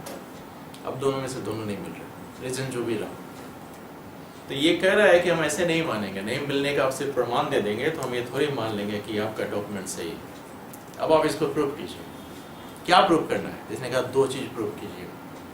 पहला ये कि जो अटेस्टिंग विटनेस है ना, उसका सिग्नेचर या उसकी हैंडराइटिंग ये पहले साबित कीजिए। मतलब अटेस्टिंग विटनेस का सिग्नेचर या हैंडराइटिंग प्रूव करना है, और दूसरा एग्जीक्यूटर का सिग्नेचर साबित कीजिए। ये दोनों चीज साबित करें। देखिए यहाँ एंड लिखा, एंड और नहीं लिखा है कि एक ही साबित करनी है। ये दोनों के दोनों साबित कीजिए। नहीं मिल रहा है कैसे अच्छा, साबित करें? दोनों अटेस्टिंग विटनेस में किसी एक का साबित करना है ना सर? नहीं सर, हाँ? हाँ किसी एक का, राइट, किसी एक का। In no such witness can be found, it must be proved that the attesting witness of one attesting witness at least. ये जरूरी नहीं कि आप दोनों का साबित कीजिए, 2 तो रिक्वायर्ड ही है। आप एक का साबित कर दीजिए, दूसरा आपके ऊपर ये डाल दिए कि एग्जीक्यूशन जिसने किया है वो भी साबित कर दीजिए। क्योंकि अटेस्टिंग विटनेस को बुलाते तो वो क्या करता, वो क्या साबित करता, वो एग्जीक्यूटेड जो किया है उसका उसका साबित सिग्नेचर करता। ये दोनों का बर्डन प्रभाव के ऊपर। अब दोनों साबित कीजिए। कैसे साबित करेंगे? कैसे करेंगे? किसको? वो तो अब मिल ही नहीं सकता है ना। अटेस्टिंग विटनेस नहीं मिल सकता है ना। Attesting अच्छा, वो witness मिल के- सकता है जो एग्जीक्यूट किया, वो तो आ सकता है। आप जैसे भी प्रूव कीजिए, क्या करना है तो बात वही हो जाएगी। या तो डायरेक्ट एविडेंस लाइए। डायरेक्ट एविडेंस में क्या, वो व्यक्ति जिसने एग्जीक्यूट किया खुद क्या है, मेरा ही है। एक बात वो। दूसरा फिर वही कंडीशन है, कैसे कैसे प्रूव करेंगे? Expert Expert opinion, non opinion expert, non expert Circumstantial evidence। जो उससे परिचित हो, कहीं एडमिशन हो, या फिर अटेस्टिंग विटनेस का फैमिली मेंबर हो जिसके सामने अटेस्टिंग विटनेस ने साइन किया। उसके सामने क्यों करेगा? अपने फैमिली मेंबर के सामने। इन अटेस्टिंग विटनेस का फैमिली वाला हो। फैमिली वाला उसके हैंडराइटिंग से परिचित होगा, तो oral- उसको बुलाइए। हाँ, oral- अच्छा वो तो हो जाएगा साकुत। हाँ Attesting नहीं, witness ये आपके ऊपर लायबिलिटी डाल दिया है कि आपको ये करना है। ऐसा नहीं है कि दोनों नहीं मिला तो आप एग्जम्प्टेड हो गए कि आप क्या कीजिएगा। अटेस्टिंग विटनेस का एज लिमिट कुछ दिया है? है नहीं देखिए, इतना तो लीगल प्रिजम्पशन है कि एज लिमिट में कम से कम उसको मेजर होना चाहिए, ताकि वो आपको जो मेजर का मतलब क्या अच्छा, होता है? इनका क्वेश्चन हम समझ गए हाँ। कि 90 साल का व्यक्ति को जाके अटेस्ट करा दिया, बाद में 2-3 महीने बाद मर गया। अच्छा, ये कहाँ गारंटी है कि 90 साल का व्यक्ति ही मरेगा 2-3 दिन में? 18 साल हाय, का व्यक्ति मतलब 21 साल का व्यक्ति ऐसा नहीं हम मरेगा। प्रिजम्पशन बोल रहे हैं। अच्छा, मतलब जनरल प्रिजम्पशन। जनरल मतलब प्रिजम्पशन 90 आज साल के वाले डेट में सभी तो लोग सतर्क हो जाइए, आपकी आयु अब 4 दिन बची है। नहीं, आफ्टर 60 आप सतर्क हो जाइए कि आपकी आयु बहुत लिमिटेड है। नहीं, वो तो सीनियर सिटीजन है ना, तो वो But- तो वो देखिए, एज का डेथ से कोई रिलेशन नहीं, पहली बात। माइनर भी है तो साइन कर सकता है। नहीं, माइनर कैसे? उसने पर्सन का है, लेकिन पर्सन का मतलब सिग्नेचर आपको देखिए उसके ऊपर लायबिलिटी क्या डाल रहा है। लायबिलिटी ये डाल रहा है कि जिस व्यक्ति ने सिग्नेचर किया है उसके सिग्नेचर को उसने देखा, उसके सामने सिग्नेचर हुआ। ये रिस्पॉन्सिबिलिटी है एक तरह की, और ये रिस्पॉन्सिबिलिटी उसको प्रूव करेगी इन कोर्ट में भी। अब कोर्ट में कहेगा कि कौन सक्षम साक्षी हो सकता है, तो उसके लिए एज लिमिट नहीं है। लेकिन यहाँ अगर कोई भी प्रूडेंट मैन होगा तो बच्चे से सिग्नेचर थोड़ी करवाएगा कि तुम अटेस्टिंग विटनेस बन जाओ, क्योंकि कल होके 12 का बच्चा तो अब बात 12 की और इंटर की नहीं है। एक जो प्रिजम्पशन है हमारा, आपको अंडर मतलब अंडर मेजोरिटी वोट देने का राइट नहीं है। अब बोले हम तो सारा पॉलिटिक्स जानते हैं, हमको पता है कि कौन अच्छा सरकार चलेगा, हमको वोट देने दीजिए, नहीं दे सकते हैं। इसमें विटनेस की लिमिट नहीं दिया ना, एविडेंस में कोई भी विटनेस हो सकता हाँ, है। कोई भी विटनेस हो सकता है। कंडीशन क्या है, उस कंडीशन को याद कीजिए। वह को न्यायालय द्वारा पूछे गए प्रश्नों का जवाब दे सकता है। उत्तर पहले क्वेश्चन समझे और रीजनेबल आंसर देने की कंडीशन में हो। आप उम्मीद कर सकते हैं इस चीज की क्वालिफिकेशन को कि आप कैसे प्रूव करेंगे? क्या किसके बारे में आप admit? Who may be witness? Anyone can be, yes. कौन विटनेस हो सकता है। तो न्यायालय द्वारा जो भी क्वेश्चन पूछा जाएगा उसके अकॉर्डिंगली आपको रिजनेबल आंसर देना है। आपने पूछा डॉक्यूमेंट देखा, तो बोले हाँ देखे तो थे, गए थे पापा के साथ। बोले कि कैसा डॉक्यूमेंट था, उतना समझ में नहीं वो आता। तो पता नहीं, कोई बोले कि यहाँ सिग्नेचर करो तो टॉकी देंगे, तो हम कहते हैं टॉकी मिल गया।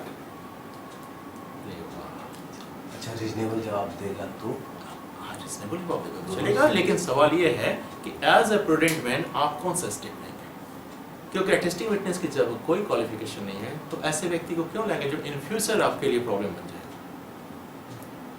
क्योंकि उस पे आपका विपक्षी फिर सवाल उठाएगा, तो आप तो और परेशान हो जाएंगे। के साथ जाएंगे या फिर इतना लंबा चलेगा कि वो अभी बोले ना कि 90 साल में 4 दिन बचे हैं, जजमेंट नहीं आया, तो वो कंडीशन हो जाएगी। बिल्कुल वैसे पता नहीं क्या की बात अरे हम- है। चलिए उसकी चर्चा नहीं करेंगे, इतना समझ गए। क्या समझे ये बताइए, हम लोग किसकी चर्चा करें? कोई नहीं मिले तो क्या करना है, क्या साबित करना है? दोनों साबित करना है। दोनों साबित करना है। ठीक है, the signature of the person executing the document in the handwriting of that person, वो उस व्यक्ति का ही है, और दूसरा उस व्यक्ति की हैंडराइटिंग जो अटेस्टिंग विटनेस है। ये तो हैंडराइटिंग की बात कर रहे हैं ना। क्या अटेस्टिंग विटनेस हम इंप्रेशन लगा सकता है?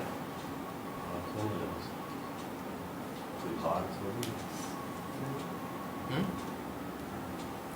हाँ अगर मान लीजिए पढ़ा लिखा नहीं है तो उसको तो लगाना ही है, तो थंब इंप्रेशन लगाएगा।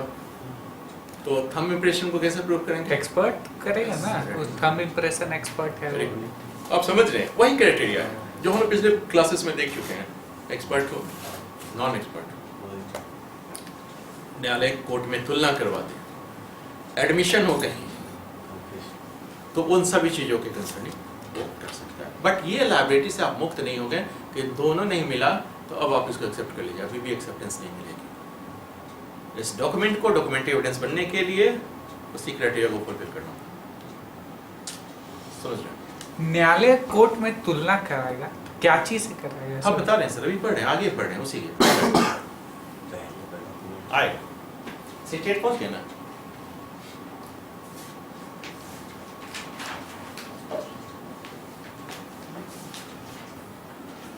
आज हमको ठीक दिमाग में घुस रहा था। उस दिन हमें पार हो गया था। अच्छा, रिलैक्स होके पढ़िए, मजे लेके पढ़िए और इमेजिन करके पढ़िए। हम लेकिन बता सर रहे हैं। जानते हैं, एक बात बोलेंगे, वैसा हार्ड नहीं था। मतलब हम जब घर में जाके पढ़े ना तो हमें सब समझ में आया, कि पॉइंट समझ में आया। और उस दिन हम क्लास में बैठे बैठे हमको समझ में आया क्या बोल रहे हैं सर, कुछ समझ में नहीं आ रहा। अच्छा ठीक है, सेल्फ स्टडी तो वैसे भी आपके लिए जरूरी है, क्योंकि ऐसा नहीं है कि आपने यहाँ सुन लिया आपके दिमाग में बस गई, ऐसा कभी नहीं होगा। आप सेल्फ स्टडी करेंगे, रिपीटिशन करेंगे, और जो सबसे इम्पोर्टेंट चीज़ है ना, जब आप उस प्रोविजन को इमेजिन करके पढ़ेंगे, जैसे ये सीन चल रहा है, तो वो जल्दी विजुअलाइज हो जाएगा और आपको मेमोराइज हो जाएगा। आप उसको उसी तरीके से पढ़िए कि कोर्ट में सीन चल रही है, कहीं वो चल रहा है, अब ये अप्रूव करना है, तो क्या क्या सीन बनेगा। आइए 69. The admission of a party to a attested document of its execution by himself shall be sufficient proof of its execution as against him, though it be a documentary required by law to be attested. ठीक है, क्या बोला ये समझिए इसको। किसका है admission? Attested document का। हाँ किसका? एग्जीक्यूशनर। क्या कह रहा है ये? उसने खुद कह दिया हमारा सिग्नेचर। आपने कहा ना उसको डायरेक्ट एविडेंस के तौर में बुलाया और उसने कह दिया कि हमारा सिग्नेचर है। इसने क्या साबित कर दिया? इसने खुद एग्जीक्यूट किया। एग्जीक्यूशन को प्रूव किया है। बारीकियों को समझिए, लॉ की बारीकियों को। उसने सिर्फ एग्जीक्यूशन को प्रूव किया है, कंटेंट तो उसी का है ना, तो कंटेंट नहीं प्रूव करना था। आगे देखिए क्या कहता है, ये डॉक्यूमेंट कैसा है? The admission of a party to an attested document एक डॉक्यूमेंट ऐसा है जिसमें अटेस्टेशन रिक्वायर्ड, अटेस्टेशन रिक्वायर्ड है इसका मतलब तो अटेस्टिंग विटनेस इसमें चाहिए।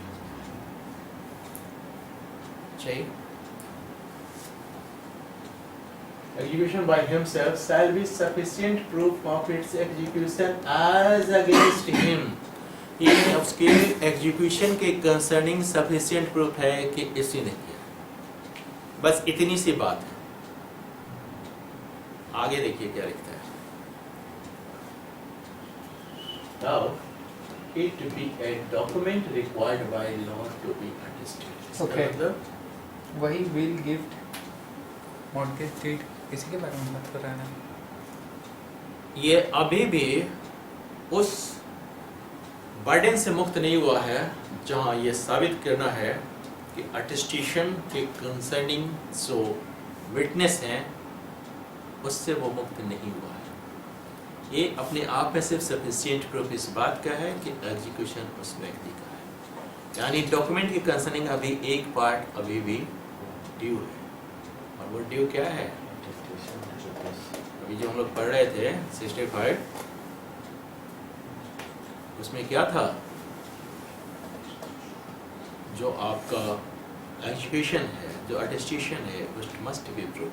तो अटेस्टेशन को भी साबित करना बाकी है। ऐसा मत समझिए कि उसने कह दिया बात समाप्त हो गई, अटेस्टेशन अभी भी साबित करना बाकी है। इसलिए आप जो बोल रहे हैं ना कि माइनर को लेके आ जाए सर, ये सब जगह जाके फंस जाएगा। कर सकते हैं। अच्छा, इससे पहले वाले सेक्शन में भी तो हम लोग अटेस्टेशन को ही प्रूव कर रहे थे सर। अटेस्टेशन को प्रूव कर रहे थे ना, इस बार हम लोग एग्जीक्यूशन को प्रूव कर रहे हैं, उसके अगेंस्ट में जिसने एग्जीक्यूट किया है उसके अगेंस्ट में सफिशिएंट प्रूफ है। इसलिए हमने बोला था 3 चीज सब बताया था, एग्जीक्यूशन, अटेस्टेशन, रजिस्ट्रेशन। और इसी के कंसर्निंग सारा चीज चल रहा है। हाँ। ठीक है, यहाँ तक क्लियर है?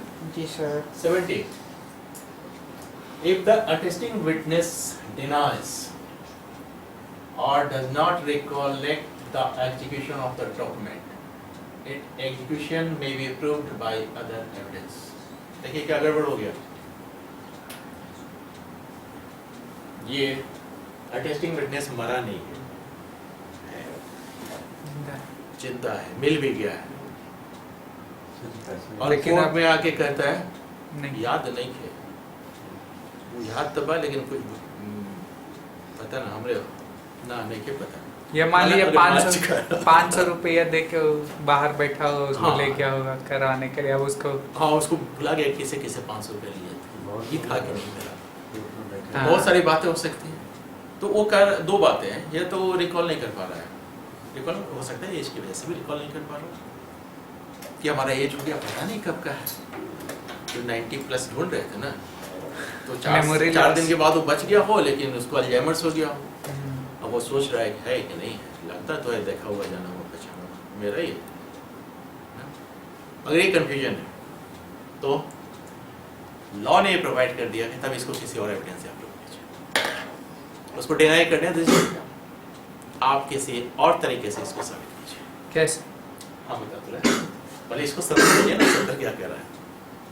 If the attesting witness denies or does not recollect the execution of the document, the execution may be proved by other evidence। Other evidence में हमारे पास क्या क्या है? Direct, expert, non-expert, circumstantial, comparison, इन सभी के माध्यम से करेंगे।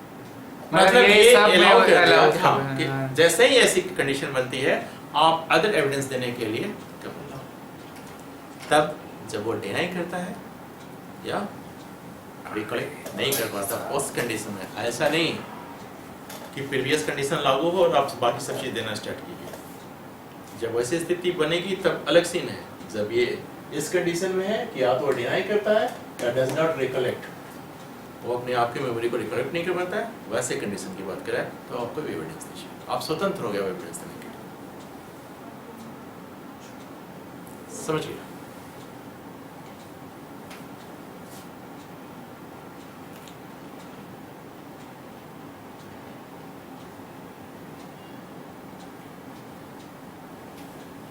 सेवेंटी वन क्या कहता है देखिए,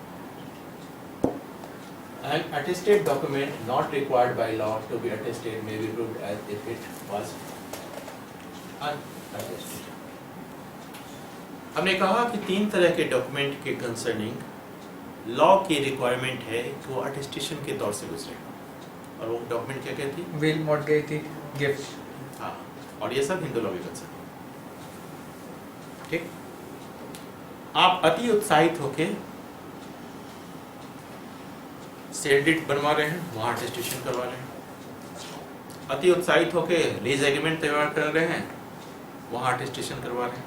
लॉ की रिक्वायरमेंट नहीं, लेकिन आप सोचे कि ना मेरा कागज और मजबूत हो जाएगा, 2 गो गवाह रहेगा ना तो बढ़िया रहेगा। लॉ नहीं बोला था वो करवाने के लिए, आपका उत्साह इसको करवा दिया। अब आप इसको क्या करना है साबित? तो आपके ऊपर कहता है कि हम उस डॉक्यूमेंट को उसी तरह मानेंगे कि इसकी अटेस्टेशन की रिक्वायरमेंट नहीं, अब उसको आप उसी तरह प्रूव कीजिए। मतलब अटेस्टेड डॉक्यूमेंट की रिक्वायरमेंट के कंसर्निंग जो भी प्रोविजन हमने पढ़ा, वो जिस डॉक्यूमेंट पे अटेस्टेशन की रिक्वायरमेंट नहीं है उसमें लागू कितना काबिल बनी। अच्छा, अब नहीं बुलाना है आपको गवाहों को, क्योंकि देखिए क्या लिखता है ये, an attested document not required by the law to be attested। एक डॉक्यूमेंट है जो अटेस्टेड है लेकिन रिक्वायर्ड बाय लॉ अटेस्टेशन जरूरी नहीं, may be proved as if it was unattested। हम ये मान के चलेंगे कि unattested डॉक्यूमेंट है, उसको उसी तरीके से साबित कीजिए। तो क्या साबित करेंगे? कि एग्जीक्यूशन साबित करेंगे, हमारे पार्टीज के बीच एग्रीमेंट हुई थी वो साबित करेंगे, सेल डीड साबित करेंगे। जहाँ अटेस्टेशन की रिक्वायरमेंट नहीं है उस चीज़ के सिर्फ अब उस चीज़ को साबित करना है। अब वो विटनेस, अटेस्टिंग विटनेस को बुलाने की लायबिलिटी अब आपके ऊपर नहीं। समझ गए? ठीक है, देखिए जिस मिलान की बात हो रही थी, कंपैरिजन की बात हो रही थी, 72 उसी के कंसर्निंग। इसमें 3 सबसेक्शंस हैं 72 में, और से देखिए क्या कहता है, in order to ascertain whether a signature, writing or seal is that of the person by whom it purports to have been written or made, any signature, writing or seal admitted or proved to be satisfaction of the court to have been written or made by that person may be compared with the one which is to be proved, although that signature, writing or seal has not been produced or proved for any other purpose। Second कहता है, the court may direct any person। किसकी बात कर रहा है? Present in the court। Court में कितने लोग मौजूद रहते हैं?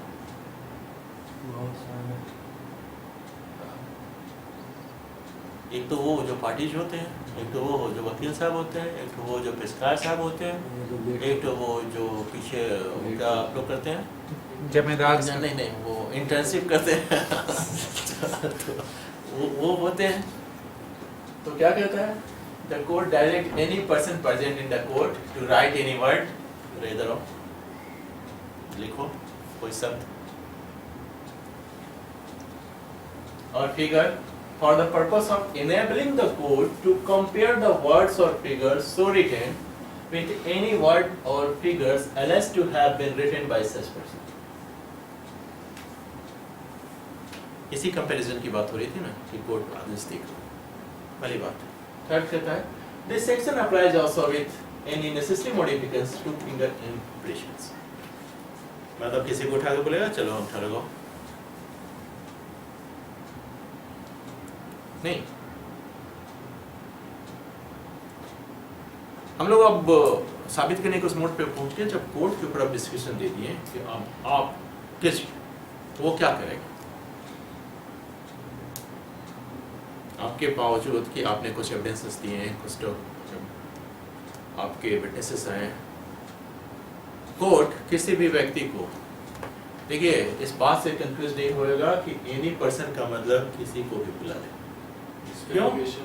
हाँ, जिसका कंसर्न मैटर है उसको। जैसे आप अपने ही मैटर को सुनने के लिए कोर्ट में प्रेजेंट है और आपका ही मैटर है, तो आपको बुलाया जाएगा, ये देखिए चलो लिखिए कुछ। आप मान लीजिए उस डॉक्यूमेंट के सचमुच रचयिता हैं, ऑथर हैं, ये भी तो हो सकता है कि आपने कुछ फ्रॉडबाजी की है, तो कोर्ट के कहने पे आप अपना सिग्नेचर हैंडराइटिंग नहीं बदल दीजिएगा, तो एक्सपर्ट भी तो कर सकता है। आराम से बदलिएगा। अब बोलिएगा हमें सिग्नेचर लीजिए, हम बदलेंगे और हाथ थरथराते हुए लिखेंगे। डर के मारे। हाँ, तो वो एग्जैक्ट चीज तो आएगी नहीं। ये कंडीशन एक हो सकता है। हाथ सिग्नेचर ही उल्टा कर दिया। कुछ पहले उसमें तो कौन पहचान? हाँ? नहीं बदल पाना है अकेले। तो अब आप अगर ये काम भी कर सकते हैं, हम पूछ रहे हैं कि इस सेक्शन का सेटिस्फेक्शन कैसे हो रहा है और किस पर्पज से। पहले आइए देखिए, फिर से देखते हैं क्या कर रहा है कोर्ट, एसर्टेन करने जा रहा है किस चीज के लिए, सिग्नेचर, राइटिंग और सील। सील के कंसर्निंग तो कोई मैटर नहीं है, वो तो मुहर है, आप ही नकली बनवा लीजिए, कोर्ट के पास भी है। किसी को आदेश दे दीजिए तो छोटू जी भी नकली बना के दे देंगे आपको। तो जहाँ भी अब स्टेशनरी की दुकान पे वैसा काम होते रहता है, बहुत लोग ऐसे जल्दसाजी करते हैं। राइटिंग, राइटिंग ऐसी चीज है जो नहीं बदलती है।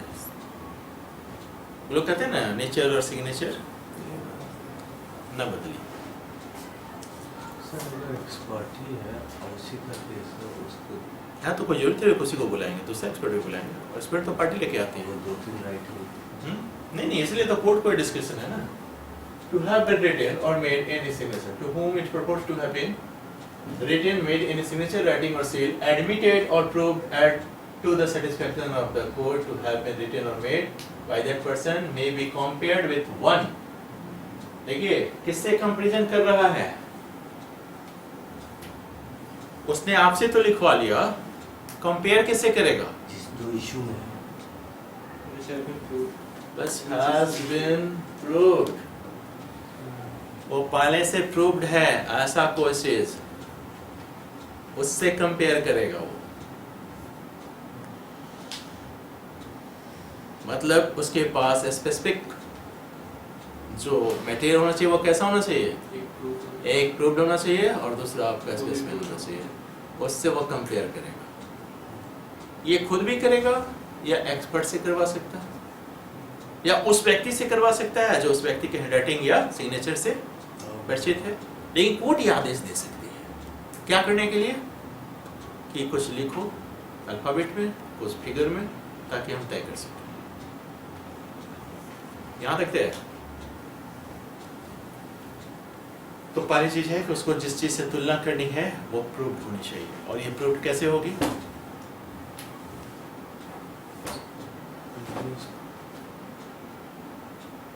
डॉक्यूमेंट हो, हाँ प्रीवियस कोई डॉक्यूमेंट हो जो प्रूव्ड हो चुका हो, उस तरह के कंसर्निंग कोई चीज हो जो प्रूव्ड हो।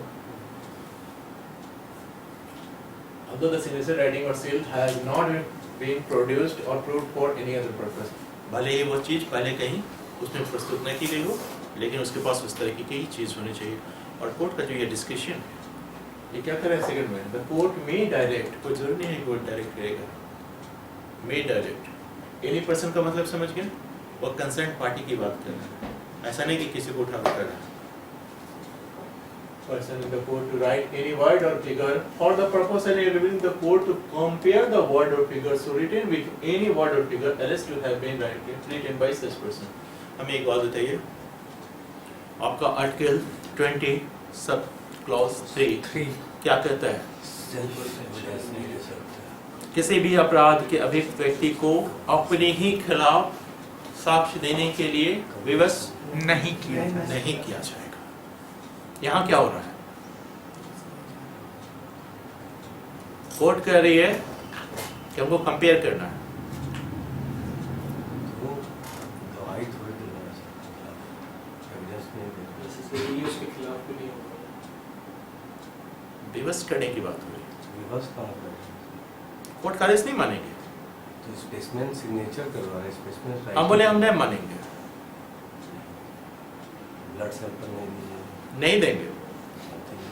अरे हम कॉम्पेल क्यों करेंगे? आप पहले अपने राइट को समझिए। आपको कॉन्स्टिट्यूशनल राइट है, फंडामेंटल राइट के कंसर्निंग ये मैटर है आपको, कि आपको नहीं, यही तो बात थी। अपराध के अभियुक्त व्यक्ति, लाइनिंग को समझिए, उसको अपने खिलाफ साक्ष्य देने के लिए विवश नहीं किया जाएगा। तो पहला कंडीशन क्या होना चाहिए? जिसको हम बुला रहे हैं वो अभियुक्त ना हो, एक्यूज्ड हो, तब वो इस राइट को एक्सरसाइज करेगा। हम तो बुला रहे हैं उस व्यक्ति का जिसका मैटर है, उसको बुला रहे हैं। अगर वो एक्यूज्ड नहीं है तो उस पर तो आर्टिकल 20 सब क्लॉज 3 लगेगा ही, क्योंकि अपराध का अभियुक्त नहीं। दूसरी चीज कॉम्पेल करना, और तीसरी चीज साक्षी होने के लिए विवश करना। आप एक बार बताइए, कौन व्यक्ति साक्षी होता है? कोई भी व्यक्ति कैसे हो सकता है? हमारे पास एविडेंस के तौर पे क्या चीज है? या तो ओरल एविडेंस है, डॉक्यूमेंट्री एविडेंस है, और क्या परिभाषा है ओरल एविडेंस की? नहीं, ये परिभाषा नहीं है सर। आप कैसे ऐसी बात करते हैं? सेक्शन 3 देखिए, एविडेंस की परिभाषा में क्या लिखता है ओरल एविडेंस की? जिसे न्यायालय अपने समक्ष किए जाने को परमिट करता है या आदेश देता है। फिर कोर्ट अपने सामने ही तो कह रहा है ना, तो विटनेस तो है ही वो। तो आपको लगेगा कि ये मामला आर्टिकल 20 सब क्लॉज 3 के तहत फिट कर रहा है। बट ब्रॉड सेंस में इसके रिक्वायरमेंट को फुलफिल जब करेंगे तो वो तब होगा जब वो व्यक्ति किसी अपराध का अभियुक्त व्यक्ति होगा, उस पर नहीं लागू होगा। ये तो कहता है किसी व्यक्ति, एनी पर्सन। ये कहाँ का? तो एनी पर्सन में हो सकता है, उसकी कंसर्न जिसको भी हो उसको गए लिखने के लिए, और वो मामला उससे रिलेटिव, वो अपराध का अभियुक्त व्यक्ति नहीं हो, आर्टिकल 20 सब क्लॉज 3 लागू ही नहीं होगा। स्टेट ऑफ बॉम्बे वर्सेस काथी कालू औघड़,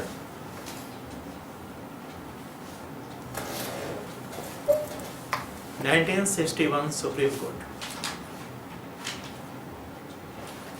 काथी कालू कालू औघड़, होगर औघड़ जानते हैं ना, वो जो शमशान में, हाँ हाँ औघड़, क्या सर? शमशान में क्या? वो आपको बकरी बना देगा। हाँ, ऐसा कहा जाता है मंत्र मार के। कौन सा मतलब? वो मुझे नहीं पता है कि कौन सा मंत्र मार के बकरी बना। नहीं, हम वो नहीं बोल रहे। कौन सर? औघड़ औघड़, अरे वो जो नंग धड़ंग रहता है सब शमशान में। अच्छा, वो फिजिकल हैंडीकैप पर्सन विटनेस बन सकता है? क्या sir? Physical handicap person witness हो सकता है? हाँ, क्यों नहीं हो सकते? फिजिकल देखिए, विटनेस कोई भी हो सकता है। हम लोग पढ़ेंगे कि हु में बी विटनेस, वो कोई भी विटनेस हो सकता है। उसके लिए कंडीशन सिर्फ इतना ही है कि जो प्रश्न पूछा जाए उसको वो रिजनेबली समझता हो और उसका रिजनेबल आंसर देने की कंडीशन में हो। बस यही उसकी एक रिक्वायरमेंट है। फिजिकल हैंडीकैप में तो आपको ये याद है ना कि गूंगा व्यक्ति है, नहीं बोल सकता, हाथ तो नहीं सर। फिर भी वो गेस्टर से बता रहा है। याद है अब्दुल्ला वाले मामले में क्या हुआ था?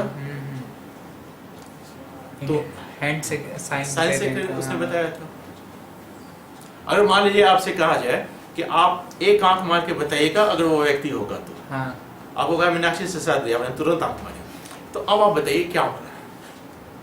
तो ये तरीका है पता लगाने का कि आप किस चीज को कैसे कम्युनिकेट कर रहे हैं। बस एक ही उसकी रिक्वायरमेंट है कि न्यायालय द्वारा पूछे गए प्रश्नों का वो प्रश्न समझता हो और उसका रिजनेबल आंसर देने की कंडीशन, उसकी मेंटल डेवलपमेंट इतनी हो चुकी है। बस ये रिक्वायरमेंट है। Okay sir, okay. ठीक है, आइए। हाँ, स्टेट ऑफ बर्थ इसमें क्या होगा सर? इसमें ये कहा गया कि ये जो विवश होने वाली बात है इस पर लागू नहीं होती है। Article 20 sub clause 3। हाँ, इस पर अप्लाई नहीं होता। यहाँ कोई व्यवस्था नहीं है। इस मतलब ये आर्टिकल सब क्लॉज 3 का वायलेशन नहीं है। तुलना के लिए लिया जाने वाला फिंगर प्रिंट हो या फिर वो क्या कहते हैं साइन हो या फिर अल्फाबेट या फिगर, जब वो कंपेरिजन के पर्पज से लिया जाता है तो उसके में आर्टिकल 20 सब क्लॉज 3 का वायलेशन नहीं हो रहा है, किसी तरह का फंडामेंटल राइट का वायलेशन नहीं हो रहा है। ठीक है, और इसको देख ही रहे हैं, this section applies also with necessary modification two finger impression. इस पे कर सकते यहाँ तक समझ गए?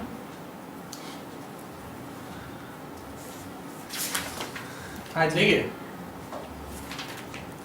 अच्छा 73 हमको लगा पास ओवर आज दे दीजिएगा अपने पास। 73 के बाद आज ब्रेक हो जाएगा सर, क्योंकि फिर पब्लिक डॉक्यूमेंट स्टार्ट हो जाएगा। अच्छा ये तय कौन करेगा कि ब्रेक होगा कि नहीं होगा?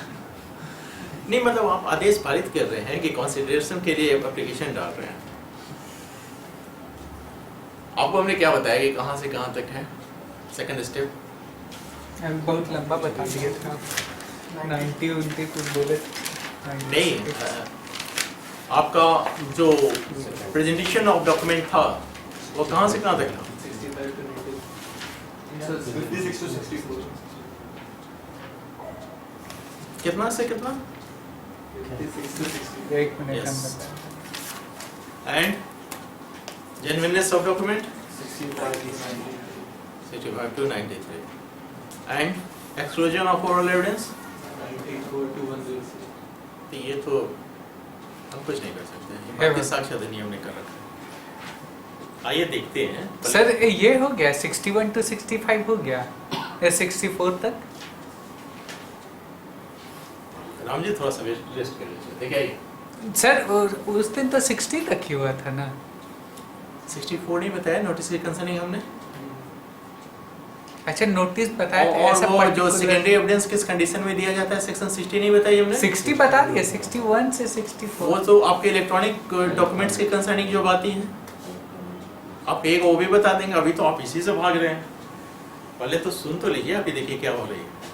अच्छा ये तो लास्ट है सर। अच्छा एक बात बताइए, क्लास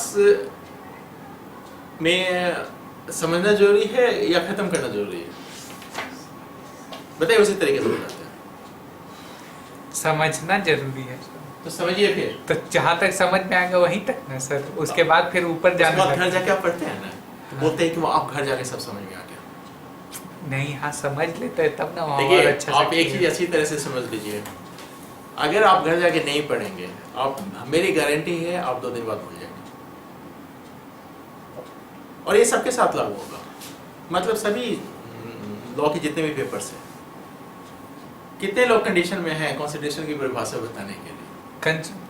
कंसिडरेशन का हाँ तो ये डिफाइन है 2D में, और कंसिडरेशन उसमें नहीं ये अगर ऐसे बोल रहे हैं तो हम भी क्विड पर क्यों बोल देंगे समथिंग पर समथिंग, बट वो consideration money नहीं होता सर। 3 में है फेज में बस सर। समझ गए ना, हाँ हमने कहा था कि सबसे इम्पोर्टेंट चीज है आप उसको याद आप दूसरा कुछ पूछिए बताएंगे। नहीं, नहीं, सर, उसका याद ही नहीं रहता, आप प्रपोजल पूछिए, प्रॉमिस पूछिए, एक्सेप्टेंस पूछिए, एग्रीमेंट हम पूछिए। इसीलिए वो चीज पूछे हैं जो आपको याद नहीं रहेगा और जिसको याद होना चाहिए। सर कंसिडरेशन मनी नहीं होता, नहीं सर, कॉन्ट्रैक्ट में कंसिडरेशन मींस क्या है सर? समथिंग बहुत को कुछ है, समथिंग, क्विड प्रो क्यू। आप जस्टिस लस से बात कीजिएगा वो बताएंगे आपको। बिना कंसिडरेशन के तो सर कॉन्ट्रैक्ट आइएगा क्लास में फिर बात करेंगे। आइए सर 10 साल पढ़े कंसिडरेशन मनी होता है। कंसिडरेशन हमेशा मॉनेटरी फॉर्म में नहीं हो सकता है ना। अच्छा सर Monetary एक हो मिनट, सकता है। एक minute, sir sir sir Agreement हो सुनिए नहीं एक मिनट, सकता। आप लोग बाहर जाकर डिस्कस कर लीजिएगा या फिर क्लास के बाद। आज हम पहली बार- An agreement without consideration is void, but there is some exception. Explanation 1, 2, 3. ठीक है सर, इसी form में एक consideration मिनट इसको अदरवाइज नहीं लिया जाए। आप 10 साल पढ़े हो 20 साल पढ़े हो कोई फर्क नहीं पड़ता। लॉ जो कहता है, हमारा जो अनुभव है उसके अकॉर्डिंग हम जानते हैं कि सिर्फ 4% लोग लॉ को अच्छी तरह से जानते हैं। अब बाकी उस 4 में कौन है सर? नहीं 4 हम उन्हीं से जाके नहीं, हम तो कहेंगे जजेस भी नहीं जानते हैं। और सरकारी सर किताबों में गलत लिख देता है, उसमें हम क्या करें? लिखने वाला लिख दिया तो उसमें हम क्या करें? हमेशा कॉन्सेप्ट पे ध्यान दीजिए। कॉन्सेप्ट क्लियर नहीं होगी तो इसी वजह से लोगों को जस्टिस नहीं मिलती, इसी वजह से आप सही फैक्ट कोर्ट के सामने नहीं प्रोड्यूस कर पाते, इसी वजह से लीगल जो आपकी उसमें डिस्टर्बेंस है, ये सब के पीछे ग्रासरूट में यही है कि हमने लॉ के प्रोफेशन को हमेशा ही ऑप्शनल रखा है। मेडिकल में नहीं हुआ, इंजीनियरिंग में नहीं बने, IAS IPS नहीं बने, लॉ पढ़ लेते। क्या है भैया, चाहिए यूपी में, वहाँ लोग प्रोफेशन के तौर पर पढ़ते हैं कि हमें लॉयर ही बनना है। अमेरिका वगैरह में जहाँ भी लॉ पढ़ना है फर्स्ट प्रायोरिटी रहती है। क्यों? पैसा है। एक तो ये फैक्टर है, इसे इनकार नहीं कर रहे हैं, लेकिन एक फैक्टर और भी है कि ignorance of law is no excuse. No excuse, और मिसकंसेप्शन ऑफ लॉ इज, आपको भेजे थे ना डॉक्ट्रिन ऑफ मर्जर, हाँ सर। वो नहीं पता है बहुत लोग, तो हम क्या करें, हम भुगत रहे हैं।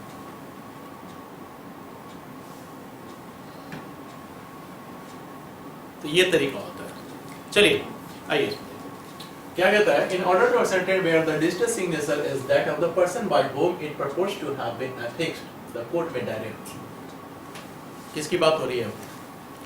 Digital signature. अभी थोड़ा देर पहले हमने क्या बताया था? Asymmetric cryptography. उसमें कितने तरह के कीज होते थे? 2 की, पब्लिक की, प्राइवेट की।